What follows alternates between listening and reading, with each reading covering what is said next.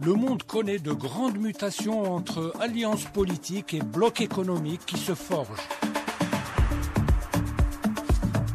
L'Afrique s'impose comme un élément majeur dans les luttes géopolitiques.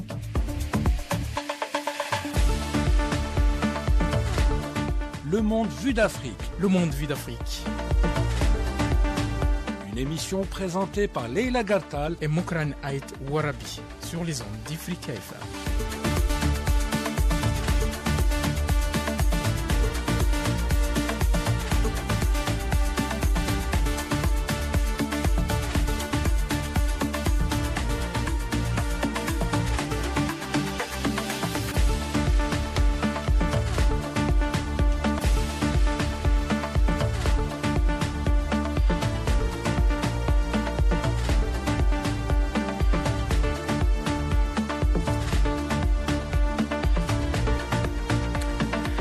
FM, bonjour, bienvenue au monde vu d'Afrique. Donc ce matin, nous avons avec nous Mokran Ait Warabi, donc notre consultant Ifrica FM, et nous allons aborder la question de ce qui se passe exactement aujourd'hui à Madagascar. On voudrait savoir exactement de quoi il s'agit. On parle de la génération bien sûr Z, mais ce n'est pas que la génération Z. Il y a un véritable mouvement politique. Il y a des destitutions, il y a des reconstructions et puis surtout, pour conclure, il y a un nouveau président. Et c'est ça qu'on va tenter de savoir aujourd'hui, tout de suite.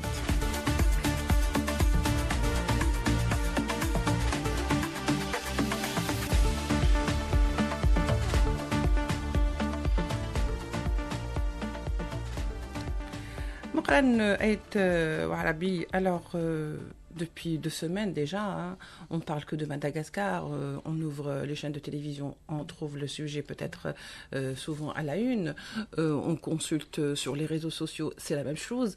Alors on a tendance à se dire, mais que se passe-t-il à Madagascar? Alors depuis 2 semaines, il y a quand même une contestation populaire qui sont sorties, donc des jeunes et des moins jeunes, pourquoi pas, c'est toute une population qui peut-être souffrait d'un malaise social, à savoir des coupures fréquentes et quotidiennes d'électricité et d'eau, une contestation qui s'est transformée comme dans la plupart des cas concernant cette génération Z dite donc entre guillemets en contestation politique. Ça va lui un petit peu, si vous voulez, on va dire la fuite du président qui était donc au pouvoir, qui est donc Ange Rajoelina. Ange donc est parti, mais il continuait quand même à crier, si vous voulez, le fait d'être toujours président, qu'il était toujours en exercice. Ce n'est pas le cas aujourd'hui, on l'a compris, avec l'investiture du nouveau président, qui n'est autre que l'ancien opposant, bon, on va dire opposant verbal, parce que c'est tout ce qu'il s'est contenté de faire, c'est-à-dire qu'il s'est mis dans l'opposition, dans la contestation verbale, et qui est aujourd'hui Michael Randrianirina. Alors, nouveau président, est-ce que ça veut dire que nous rentrons dans une nouvelle phase, ou est-ce que c'est quand même... on se pose des questions. Bien évidemment, on se pose des questions, mais je pense qu'il est clair qu'aujourd'hui, Madagascar vit une période assez... difficile. Je dirais pas difficile, puisqu'elle est passée déjà par des moments difficiles, mais assez particulières, dans le sens où nous avons aujourd'hui un changement, bien qu'il soit non constitutionnel, qui justement, du moins, s'inscrit pour le moment dans le sens des revendications et des aspirations de toute cette jeunesse malgache qui est sortie dans la rue, exprimer sa colère et porter haut et fort justement ses aspirations à un futur prometteur et à un avenir sûr. Donc aujourd'hui, c'est une phase assez sensible dans la vie politique malgache, avec toutes ces manifestations qui ont abouti donc à la chute du président Rajoelina, et qui s'est exilé, donc qui a pris la fuite pour assurément éviter de quelconque poursuite. Donc aujourd'hui, depuis hier, plus exactement le 17 octobre, il y a un nouveau président qui a été investi par la Haute Cour constitutionnelle, qui n'est qu'un militaire qui est à la tête de l'unité spéciale CAPS. Donc cette unité a la particularité d'avoir déjà porté le président Duchu au pouvoir en 2009. Donc, juste un petit rappel, en 2009, donc, suite à un mouvement de manifestation qui a duré plusieurs semaines, et qui a conduit justement l'armée à intervenir, donc CAPS, plus particulièrement cette unité spéciale, qui est intervenu, qui a donc entraîné la chute de l'ancien président Marc Ravalomanane. Donc c'est à partir de là que Rajwal Lina donc a pris le pouvoir en tant que chef d'État et en tant que président de la transition jusqu'à 2014. Étant chef de la transition, donc la constitution qui a été votée en 2010 lui a interdit de se présenter. Il a attendu 2018, donc il s'est présenté, il a remporté cette élection, premier mandat, deuxième mandat en 2023 aussi, il a remporté, même s'il y a eu des contestations de l'opposition. De grandes contestations. Il faut juste souligner que l'un des griefs retenus contre lui à l'époque, c'était le fait d'avoir la double nationalité. Donc, c'est un président qui... Même la commission électorale a été remise en cause. C'est-à-dire sa justesse. On aura l'occasion de parler. Oui, donc, voilà. c'est un président qui a la nationalité française. Et aujourd'hui, avec l'avènement de cette nouvelle contestation Génération Z, donc Gen Z, qui est sorti le 26 septembre dans les rues, qui est une forte mobilisation à travers l'ensemble du territoire national, qui a été accueillie par la répression, donc qui a été au départ violemment réprimée au départ, au point de causer 22 morts et des centaines de blessés. C'est ce qui a poussé CAPS, donc cette unité spéciale de l'armée, à prendre position du côté du mouvement populaire, donc de la jeunesse, de la Gen Z. Est-ce qu'on peut dire que CAPS a pris finalement le mouvement en vague, qu'ils ont surfé un petit peu sur la vague, parce que ce n'était pas non plus des gens connus pour être vraiment des opposants dans ce sens. Au fait, l'actuel, donc celui qui vient d'être investi comme président... Michael Randrianirina, donc lui a été emprisonné en 2023 pour tentative pour atteinte à la sûreté d'État. Donc il a été condamné pour 1 année de prison avec sursis. Il a été mis en résidence surveillée. Il a retrouvé sa liberté en début de 2025. Donc il incarne un peu cet homme opposant, donc en militaire. Il a été par ailleurs gouverneur d'une région Andorio, donc à Madagascar. Il était proche quand même de l'ancien président, sauf que peut-être Pas tellement, lui. Oui, non, mais pas il était tellement. dans une opposition beaucoup plus dans le verbal, beaucoup plus Celui qui était proche, c'est beaucoup plus Richard Ravalomanane. Donc lui, il était proche. D'ailleurs, on dit que c'est à cause de lui que il est arrivé ce qui est arrivé. Est arrivé ce qui est arrivé. Au fait, donc il y a cette situation qu'il fallait gérer. Donc CAPS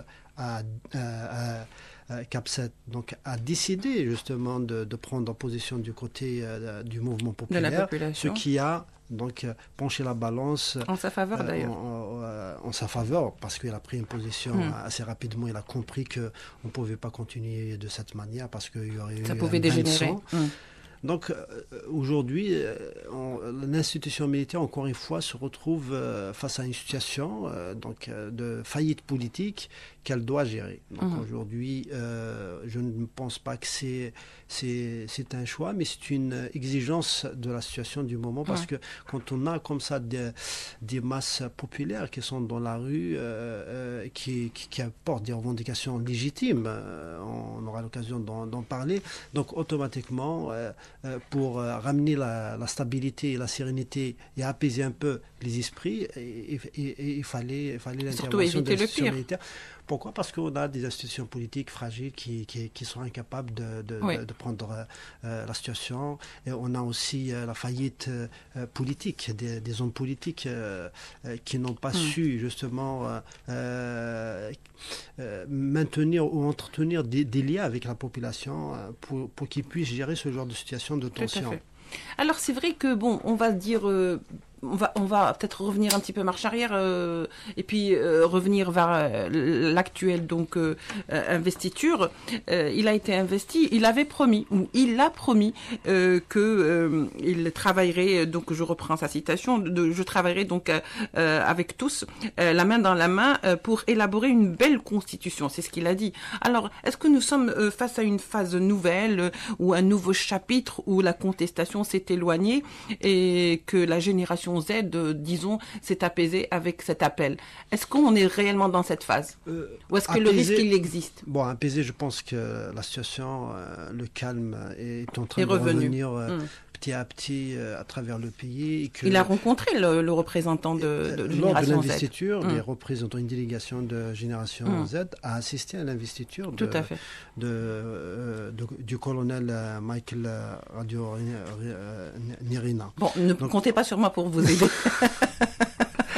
Voilà, donc elle a assisté, il y a une délégation qui a assisté, il y a aussi des diplomates qui ont assisté à cette investiture. Bon, il s'est engagé, bon, je pense, moi je ne suis pas surpris par le discours, c'est un discours de circonstance. Oui. On ne pouvait pas attendre autre chose quand on est face à un mouvement aussi massif et qui demande le changement. Donc, et il s'inscrit dans cet esprit exprimé, dans cette volonté exprimée. Aussi. C'est une urgence, c'est aussi une volonté populaire. Donc, il promet une rupture avec le passé. Une rupture avec le passé. Il a annoncé des réformes profondes. La réforme, la refondation de la gouvernance, parce qu'aujourd'hui... Voilà, c'est exactement ce que j'allais dire. Oui. Donc, la refondation de la gouvernance sur le plan administratif, socio-économique et politique. Donc, c'est un vaste chantier qui va être...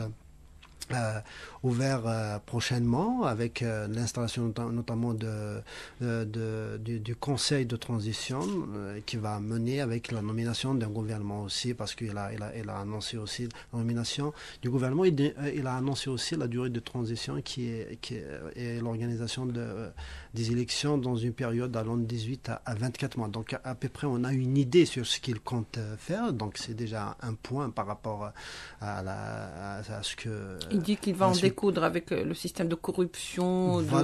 Voilà, c'est-à-dire que c'est réellement une refondation. Et il part de rupture, donc rupture avec le passé. Donc, qu'est-ce qui a marqué, qu'est-ce qui a engendré cette situation? C'est à la fois la faillite du politique, mais aussi la corruption, la gangrène, la faillite économique, parce qu'aujourd'hui, les Malgaches souffrent de coupures d'eau, de coupures d'électricité, du chômage, de l'inflation. Voilà, donc c'est tout ça auquel, justement, le gouvernement de transition et le président de transition devraient apporter des solutions. Il y a des urgences, bien évidemment, notamment répondre aux besoins vitaux de la population, que ce soit en termes d'électricité, d'eau ou de pouvoir d'achat. Mais la réforme politique risque de prendre du temps. C'est là où... C'est ce que j'allais dire. Est-ce que réellement le temps va jouer en sa faveur? Ce temps qu'il a mis, c'est ça. Jouera-t-il en sa faveur ou pas? Est-ce qu'on pourra... Lorsqu'on fait de grandes promesses comme ça. Quand on ouvre comme ça un chantier aussi vaste qu'une réforme profonde du système de gouvernance, automatiquement on a besoin de négocier. C'est ce qu'il a dit, qu'il va réunir tout le monde, il va consulter, il va discuter avec les représentants de la génération Z, mais avec toutes les forces vives de la nation. Est-ce que il pourra le faire rapidement, parce qu'il a annoncé une révision de la Constitution, donc il nécessite un travail important. On ne sait pas ce qu'il veut réellement. Est-ce qu'on va maintenir le système semi-présidentiel actuel avec un pouvoir un tant soit peu équilibré entre le Parlement et le président, ou on va aller vers un régime présidentiel, on va aller carrément vers un régime parlementaire? Je ne sais pas, on verra plus tard. Mais en tout cas, c'est un chantier important. et aussi un autre élément, parce que c'est l'une des revendications de l'opposition, c'est la réforme des textes qui régissent l'organisation des élections, notamment la nécessité de créer une commission électorale indépendante, une véritable commission électorale indépendante. C'est pour ça que je disais tout à l'heure que la première a été réellement contestée et qu'on ne veut plus en parler de cette commission. Voilà, donc au fait, donc il a touché à tous les points. Il a essayé de faire une synthèse des revendications à la fois de la Gen Z, mais aussi de l'opposition politique. Le temps, est-ce que le temps jouera en sa faveur? Je ne sais pas. Mais en tout cas, la Gen Z, elle est déterminée à rester mobilisée. C'est ce qu'on dit les représentants de ce mouvement. Lui-même, il s'est engagé à garder contact avec ce mouvement pour continuer à travailler ensemble. Le temps nous le dira, mais en tout cas, une chose est sûre, la page de Rajouel, Lina, je pense qu'elle commence à être tournée. Complètement tournée. On va dire l'idée du retour, je pense que vu l'évolution de la situation, elle n'est pas à l'ordre du jour. Très écarté pour l'instant, à partir du moment où, je dirais, les critiques qui pèsent sur lui sont carrément immenses, à partir du moment où c'est un président qui est malgache, qui est également français. Donc on se pose quand même la question de quelle manière cela peut se faire. Est-ce qu'on n'est pas dans un département d'outre-mer? C'est pas le cas, on le sait très bien. Alors, est-ce qu'on peut parler, Mourane, par exemple, aujourd'hui, le fait que ce nouveau président parle non pas, si vous voulez, d'une république, mais il parle de la refondation. Ça veut dire que tout le système va être revu, si vous voulez, va être revu, corrigé.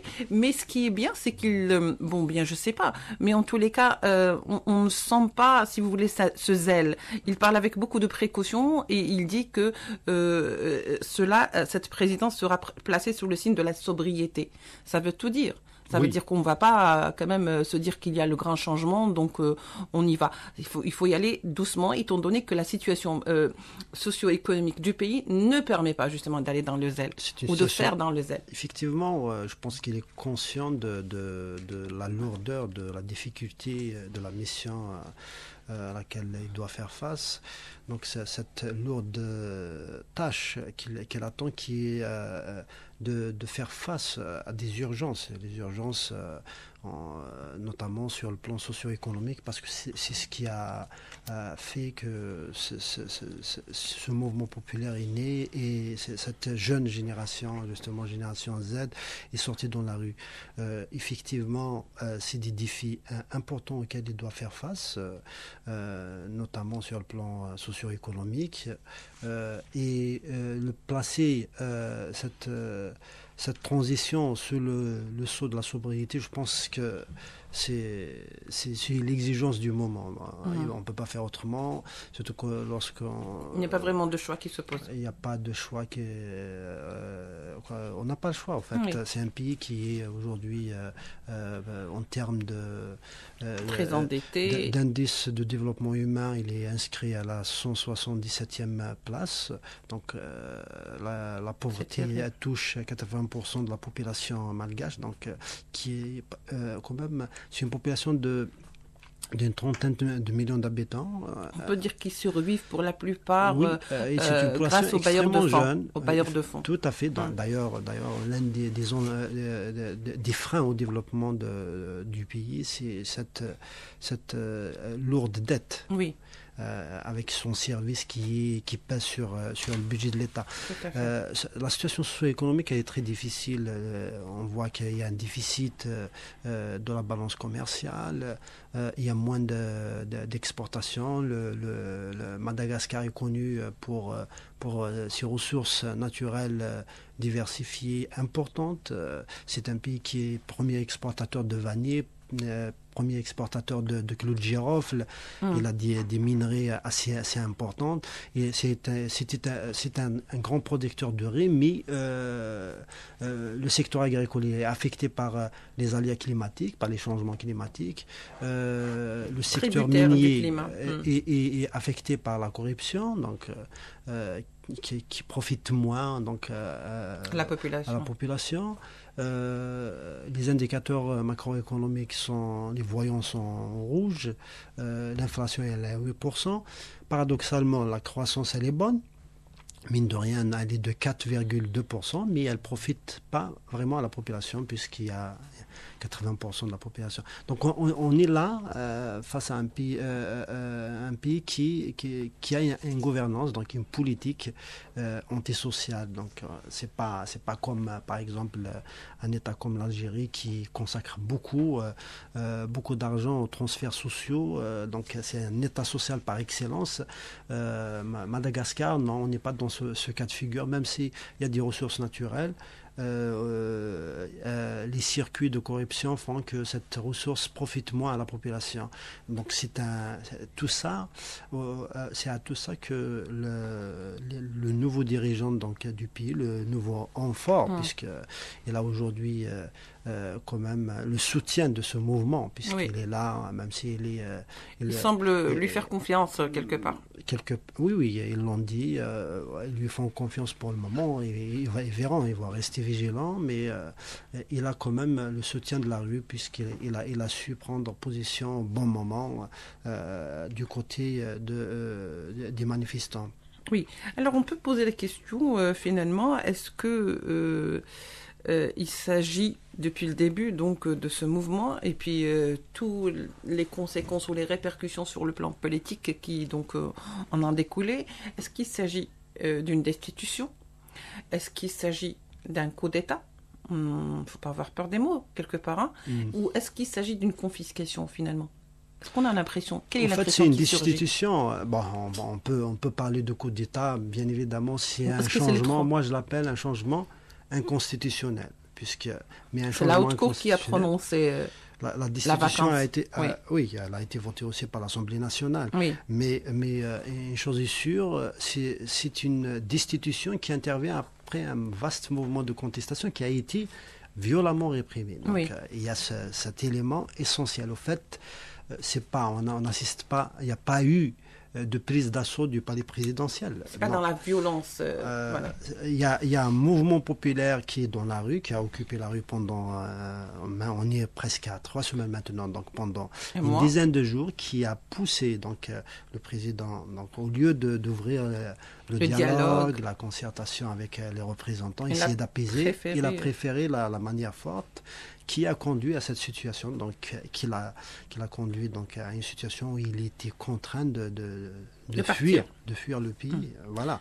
Donc il a fui le pays, automatiquement le mouvement il est encore là, il demande sa tête parce que c'est un mouvement qui demande sa tête et il y a eu une destitution conformément à la constitution malgache. Donc le changement, pour certains, c'est un changement non constitutionnel parce que quand on dit un changement non constitutionnel, c'est pas par voie électorale. Il n'y a pas eu d'élection.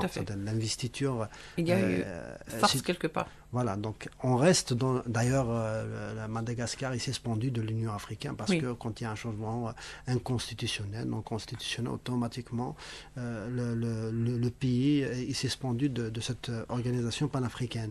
Mais jusqu'à maintenant, on voit, il y a des voix qui parlent de ça, mais le plus important, c'est la suite. Je pense que le peuple malgache doit être écouté. Quand même, il est sorti massivement dans la rue, il réclame le changement, il doit donc être écouté par les dirigeants.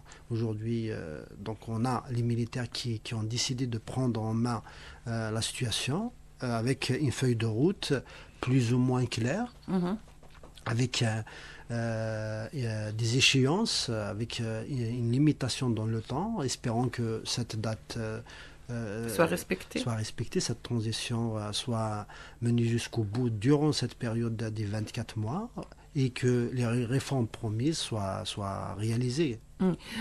Alors, il y a un petit point quand même sur lequel je voudrais revenir avec vous, Moukharan. C'est la Cour constitutionnelle c'est la haute Cour constitutionnelle qui a, si vous voulez, constaté la vacance du président déchu. Donc, elle a prononcé, si vous voulez, le fait qu'il n'y a plus de président, qu'il est destitué. On va le prendre comme ça, qu'il ne représente plus son pays, même si lui, entre-temps, il disait qu'il exerçait toujours. Nous avons le nouveau président qui est investi par cette haute Cour constitutionnelle qui elle-même a été dissoute juste après avoir prononcé, je crois, ce décret, oui. C'est-à-dire cette destitution. Alors, on se pose la question. Elle a été, si vous voulez... c'est-à-dire que finalement, elle a été bloquée par l'actuel président, qui par la suite, cette même Cour vient l'investir en tant que président. On est dans une période de transition ça cloche de partout. Qui sort du cadre constitutionnel. Oui. C'est une situation exceptionnelle. Donc, on a décidé de dissoudre toutes les institutions. C'est pour ça qu'on parle de refondation totale de la gouvernance, hormis l'Assemblée nationale qu'on a maintenue pour voter des textes pour le moment, parce que Madagascar n'est pas en mesure d'organiser immédiatement les élections, puisqu'ils veulent une nouvelle constitution et de nouveaux organes justement dédiés à l'organisation et à la surveillance des élections, ce qui nécessite du temps et de la concertation. Donc automatiquement, effectivement, toutes les institutions ont été dissoutes, hormis l'Assemblée nationale. Oui, on dirait, on est là véritablement dans une situation... inédit, quoi. C'est une situation exceptionnelle. On est dans l'état d'urgence. Voilà. Donc on suspend tout, on fait table rase, donc on refait à zéro. Cette même Cour a l'autorité, elle qui a été destituée à son tour par le président lui-même, a si vous voulez, l'aptitude de justement investir le nouveau président. C'est un inédit, il faut le dire. Oui. Inédit dans le sens où, en fait, on répond à une situation. Il fallait placer quelqu'un qui va mener cette transition. On est dans un changement, c'est pas un changement, moi j'appelle pas ça comme coup d'État, mais un changement non constitutionnel. Pourquoi? Par la simple raison qu'il y a une mobilisation populaire massive qui demande le changement. Après, quand on refuse d'accéder à ce changement, de faire le nécessaire automatiquement, encore une fois, l'institution militaire, parce que c'est pas la première fois que Madagascar connaît des situations de crise. C'est la 5e. Ce n'est pas la première fois non plus qu'un président refuse de partir. Ça s'est fait avec Didier Rattirac. Le président, concrètement, il n'est pas sur le sol malgache. Il a pris la fuite. Donc, c'est un poste vacant. Après, ce choix d'un militaire à la tête de la transition est dicté par des paramètres internes qui sont liés à la fois au fait que la classe politique dans sa globalité est dans une situation de crise. Donc il n'y a pas d'homme politique qui peut incarner ils sont tous pointés du doigt. Voilà. On a vu comment les résultats de la transition 2009-2014. Il faut rappeler que la crise de 2009 a conduit à une transition de 5 ans. Ça a pris 5 ans. On a voté la Constitution de 8-10, mais on a organisé les élections présidentielles fin 2013. Donc le mandat a commencé en 2014. Ça a aussi permis à certains de faire un petit peu... Ça n'a pas amélioré les conditions de vie de la population, ni la situation globale du pays à tout point de vue. Aujourd'hui, avec les militaires qui ont décidé eux-mêmes de conduire donc, cette transition, avec des engagements pour le moment assez prometteurs. Quand on parle de refondation de la gouvernance, de lutte contre la corruption, d'éliminer les passe-droits, de redresser l'économie nationale, de répondre rapidement aux urgences vitales de la population en termes de coupe d'électricité, d'eau, c'est peut-être aussi pour mettre en confiance les bailleurs de fonds, parce que Madagascar ne vit pratiquement, comme je le disais tout à l'heure, que de ça. Donc on a besoin de ce discours. On a besoin de rassurer. Voilà. De rassurer. Donc il y a un calendrier de transition de 18 à 24 mois. bien évidemment, la communauté internationale va suivre ça de près. Est-ce que les militaires qui sont au pouvoir aujourd'hui, le militaire qui a abandonné ça puisqu'on n'est pas, il a décidé d'endosser le costume, la cravate, donc et de nommer un gouvernement rapidement, on verra ce que va faire dans les prochaines semaines. Oui, très bien. Alors, Mokaran, beaucoup disent que finalement, cette génération Z refuse, elle aussi, qu'on puisse parler de coup d'État, si vous voulez. Mais elle veut, employer l'expression réveil du peuple. Hein. Réveil du peuple, ce n'est pas pareil. C'est-à-dire que c'est le réveil du peuple qui a amené à ce changement qui était peut-être finalement inévitable. Ceci d'une part, et puis la question qui reste quand même posée, si vous voulez, c'est que généralement dans pareil cas, c'est le président du Sénat qui prend le relais. Mais il paraîtrait que même le président du Sénat tourne autour de lui une série de critiques. Est-ce que cela est crédible pour justement enfreindre ce qu'on appellerait la Constitution et dans ce qu'on appelle la procédure systématique constitutionnelle dans pareil cas? Oui, en tout cas dans ce genre de situation, on a vu par le passé rarement la Constitution, on tient rarement compte de la Constitution. Généralement. Le plus important, c'est mettre en place une feuille de route pour passer à une autre...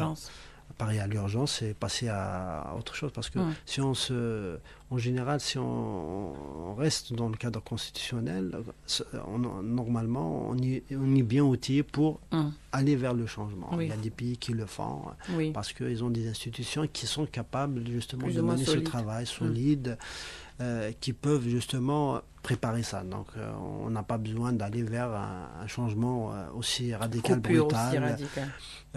Mais dans le cas du Madagascar, il y a eu des expériences passées qui n'ont pas vraiment abouti à des résultats, aux résultats escomptés. Probants. Donc on a vu en 2009, par le passé aussi en 2007, il y a eu plusieurs crises auxquelles a fait face ce pays. Ça n'a pas donné des résultats. Je pense que c'est pour cette raison que les militaires ont décidé cette fois-ci de prendre en main, pendant une période de transition, on verra après cette période, les choses en main.